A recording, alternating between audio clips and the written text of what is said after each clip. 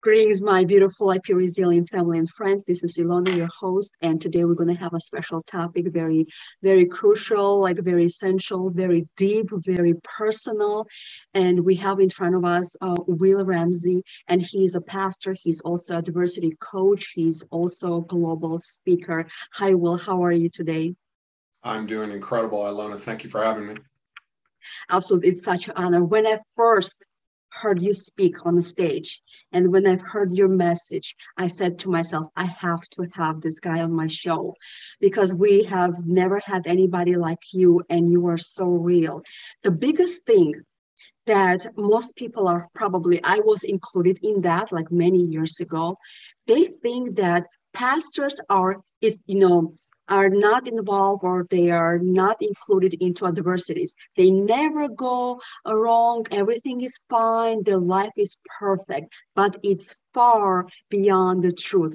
So you went through a lot of personal problems, and I want you to share with us the story that you have shared on a stage that touched my heart so deeply. And we all on the audience were tearing up, and we got so close into our heart that we couldn't pass that. It's such a tragedy what had happened. So, Will, if you don't mind, share with us your story.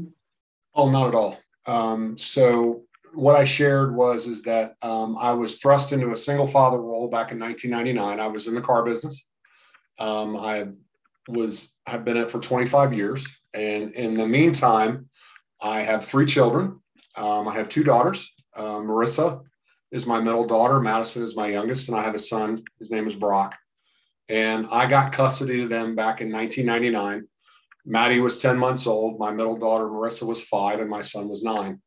And I was in the car business. So we were open until 9 o'clock at night. I had to find a sitter, and I had to, my parents helped me, and I lived with them for a short time. And then I was on my own house, and had to find people that would keep my kids till 9 o'clock at night. And so in the meantime, their mother had went to prison. So that's the whole reason why I got custody of them. Their mother was an addict. Their mother was a drug addict. And so I got thrust into the single dad role. And so I had to watch my kids and had to deal with the car business all at the same time. So fast forward to, I don't know, Brock would have been about 17.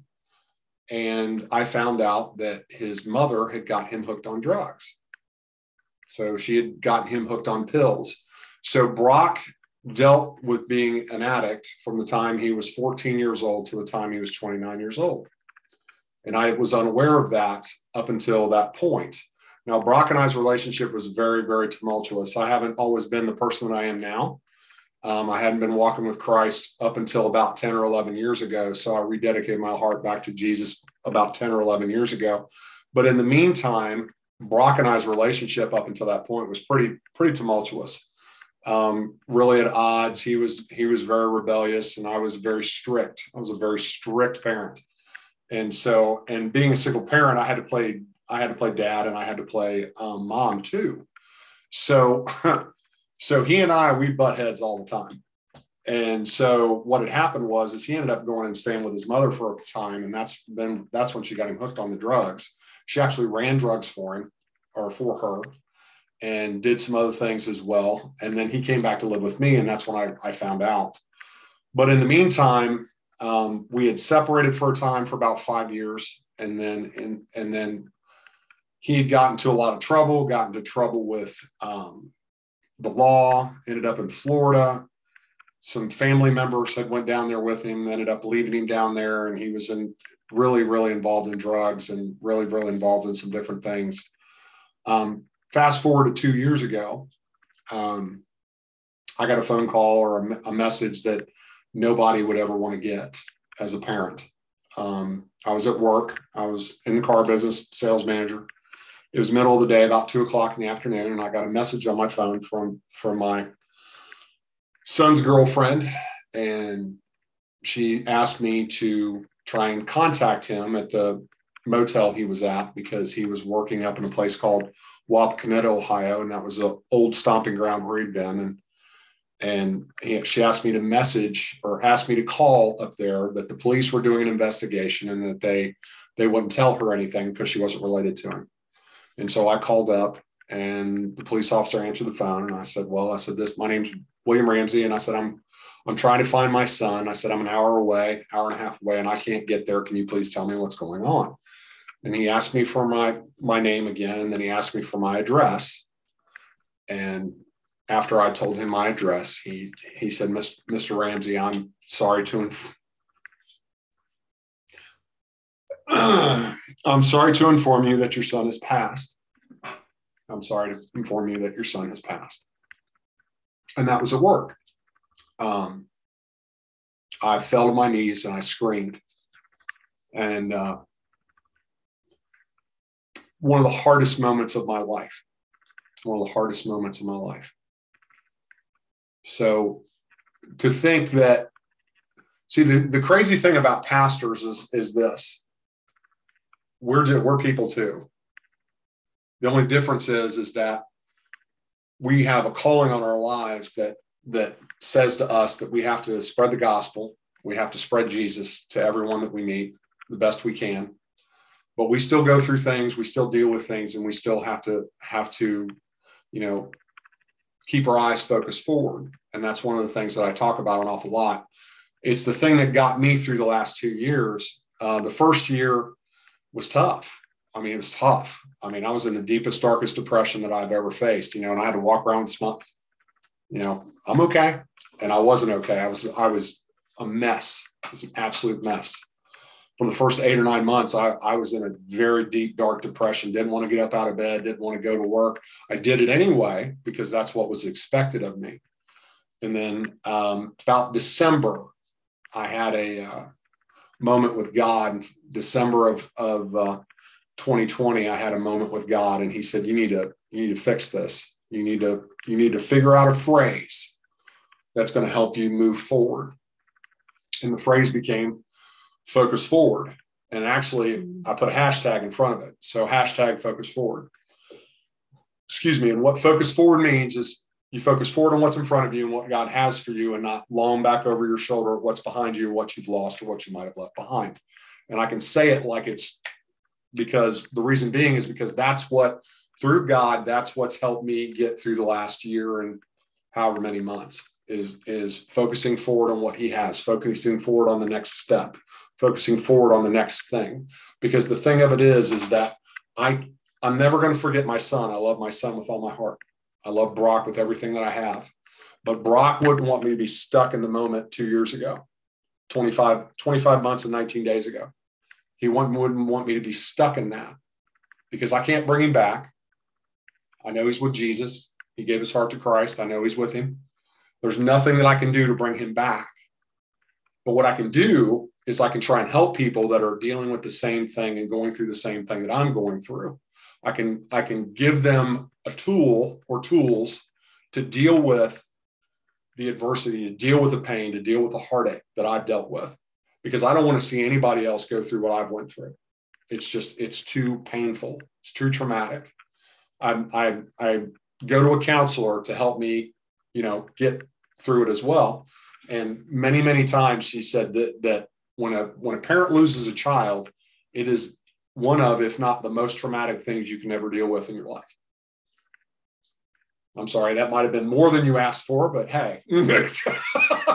No, that was exactly what I wanted you to share, like exactly what I've heard from the stage. And Will, you also shared the special moment that you had the day after the funeral and what God told you to do. So describe this moment, how you felt and what God wanted you to do, despite of how you didn't want to, answer the calling. Absolutely. So I do a morning show every other day.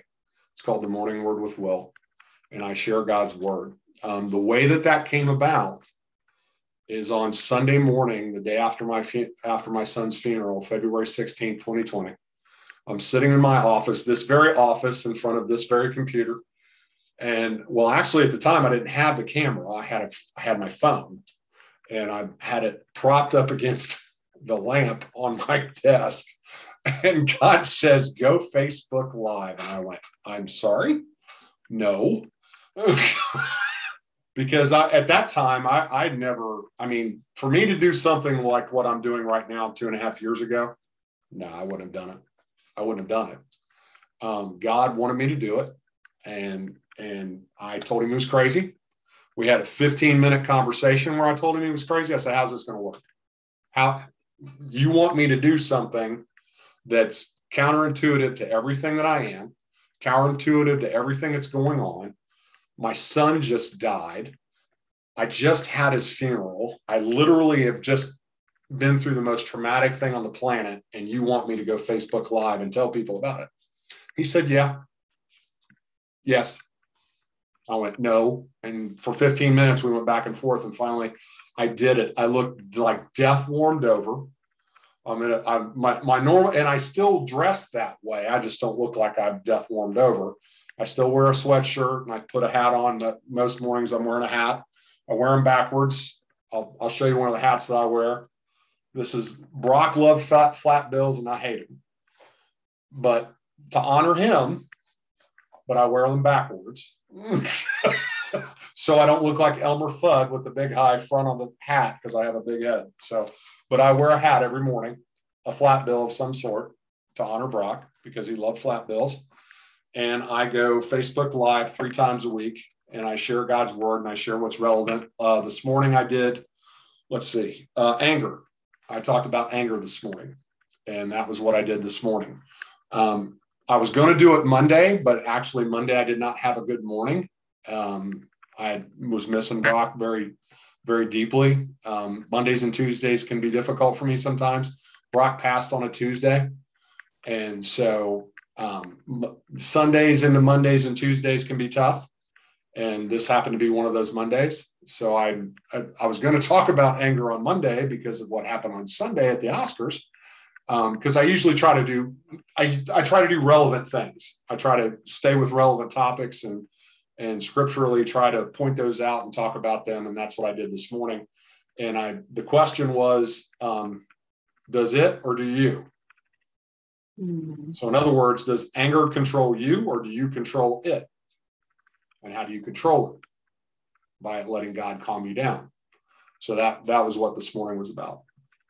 But I've been doing that now I did 333 today, I think. I'd have to look it up. I'd have to look in my book. Give me a second. Yes, 333 was today. Unbelievable. Happy 333. Thank you. That's significant. And show us your tattoos. So show us what it means to you. Okay. So it's sorry, the camera's not, I'll try and angle it the best I can. So Brock, everything that's on my arm is either something that Brock had on his arm or something that he liked. Okay. So if you look at the bottom down by my wrist, it has the praying hands. He had the praying hands on his arm. His mother passed in 2013. And so I separated them. Okay. And I have the praying hands here, has his date of birth, which is 5/10/90, which was his date of birth. And then I have a rose up here. I separated them. And February 11th, 2020 was the date that he passed. So that's underneath there. And then he had our last name on his arm. So I put his name and then my 2 daughters' names here. He had this on his forearm, and it's a clock. And the faces are switched because he had this face down here. This is around the time that he was born, 8:30 at night. This was around the time that he passed, 7:30 in the morning. There's a stairway that runs up the side of my arm that I don't know if you can see it or not, but there's a silhouette of a boy right here. And this actually runs up to this cross. And then up here is a banner it's 2 Corinthians 5:7, for we walk by faith, not by sight. And then there's heaven's gates up here. And then here I have a French cross. Brock had that colored in. I left mine open with cracks. And then faith across it. There's a broken heart here. Then I have arrows here represented in the Bible. children, and I have 3, and then one of them's broken. And then he was a huge Bengals fan, Cincinnati Reds fan, and Ohio State fan, so I have that. And then last, I don't want to forget, he loved tacos. And I don't know if you can see it or not. There's a taco right there. And then I have a banner right here that says Brock's Taco. And over here on my elbow, I have the Taco Bell bell right there. And then on the back of my arm, I don't know if you've seen this on Facebook, but that's a statue of a parent that's lost a child. That's the hole that represents the loss. And I have that on the back. And then I believe on my elbow, I didn't mention it, I have a broken heart as well on my elbow. And then over on my left arm, so this is the Lion of Judah. And if you can see the eye, there's the cross of Jesus. And then he's watching over a humble knight. This side represents me. So that's what my tattoos represent. I love studying the tattoos because before I used to, kind of try to stay away from people because I thought they were, just wanting to kind of, damage their bodies.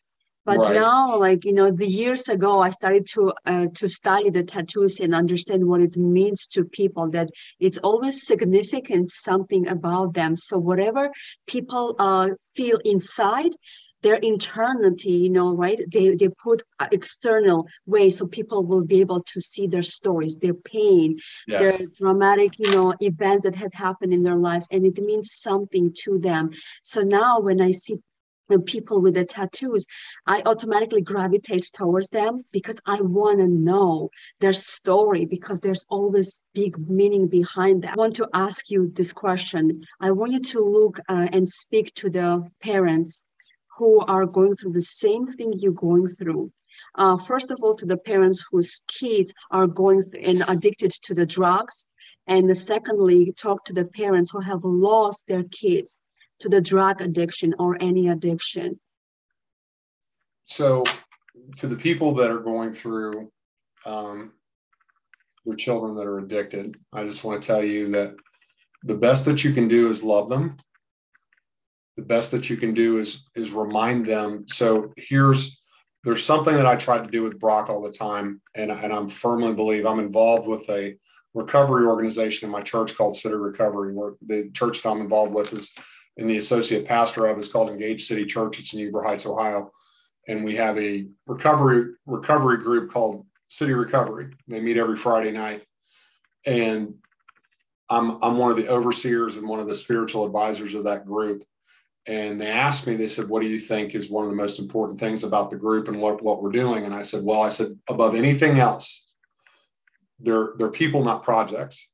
We're not, the recovery is a means to an end. Okay.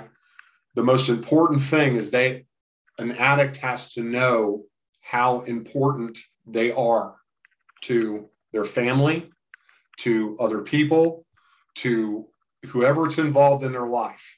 They need to know the importance of who they are and what they mean to those people. Because that Brock never understood, as much as I told him that I loved him and how much he meant to me and how much we cared about him, it never sunk in. And you have to keep reminding them how important they are and how much they mean to you. And it doesn't matter, you can't enable them in their addiction, but you have to just tell them over and over, even when you have to be as hard sometimes, and even when you have to not let them do something they want to do, you still have to remind them, look, I'm doing this because I love you. I'm doing this because I care about you. I'm doing this because I want to see you get better. That's what I would tell somebody that's dealing with addiction. You have to remind them how important they are. They're not a project. They're a person. They're a person. They're not a project. And then to the people that have lost a child, my heart is there with you. And I can tell you with all certainty that if you allow God space, and I know you're probably angry, and I know you're probably just don't understand, and I know that every emotion on the planet is going through you right now. And number one, I'm sorry for that, because I know where you're at and I know what you're dealing with. But secondly, I want to tell you that it's not that it gets easier, because it doesn't get easier, but it gets easier to navigate. It gets easier to navigate. It's a new normal, because you'll never be the same person that you were before your child died. You just won't. You're a completely different person. But the thing of it is like I talked about on Wednesday in one of my morning words with Will, God is with you even in your darkest moments. Even when he doesn't feel like he's there with you, he's there. And sometimes he carries you. You know, this focus forward has helped me tremendously, because there have been plenty of mornings where I haven't wanted to get up. I haven't wanted to go to work. I haven't wanted to do anything. And I've gotten up and I've went to work and I've went and done what I was supposed to do, because God said, look, you got to focus forward. You got to move forward, even if it's a step. You know, Psalms 119, 105 says, your word is a lamp unto my feet and a light unto my path. Well, the what's in front of you is the path, and that lamp lights that one step. That lamp lights your feet so you can take that one step, and lights that path. And you got to stay on the path and stay focused forward on what's in front of you. And that's what I would tell those that have lost a child. Thank you, Will, so much for being so open and vulnerable and so sincere talking to these parents. And let me ask you this question. What would you want to say right now to your son?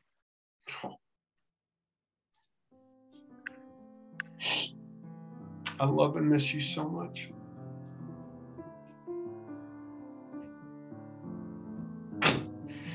I love and miss you so much. And you mean the absolute world to me.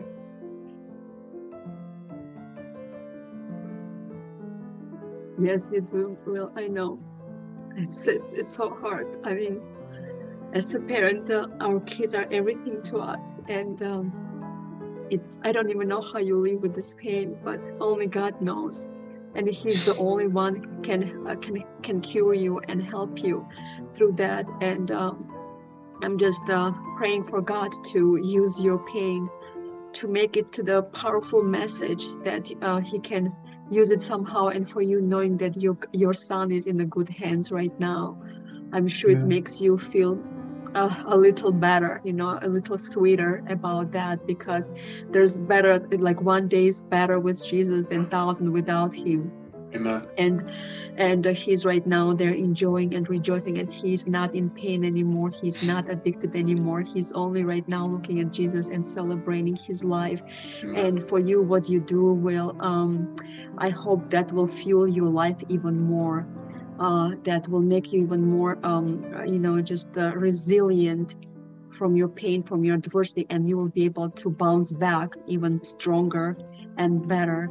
So I just want to thank you for your message.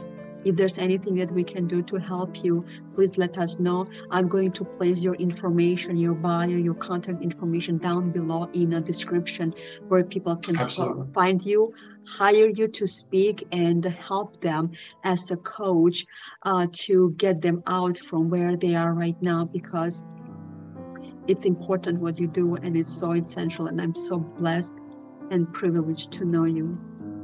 Thank you for having me. God bless you, Will. God bless you as well.